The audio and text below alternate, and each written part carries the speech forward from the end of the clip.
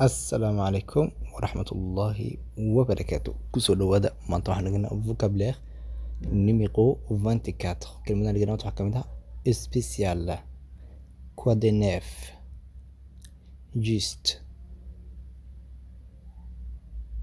prendre, un café,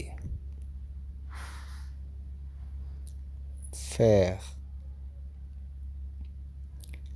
travailler. spécial waxay garan tahay gaar ah bay garan tahay Soomaali. Quoi de neuf waxay garan tahay maxaa cusub. Juste keliya.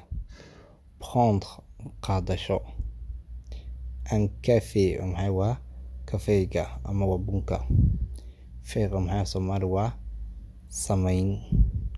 Travailler waa shaqayn.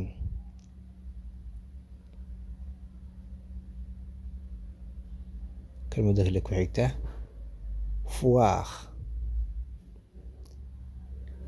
allez ici rien toi passer sympa aussi فواخ ومحي waa arkid ali ومحي waa tegid ama waa aadid ici halkan rien waxba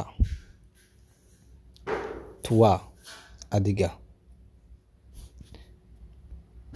passer marid meel aad bariso kale passer marid weyn samba fiican usina sidoo kale. انت يا السلام عليكم ورحمة الله وبركاته.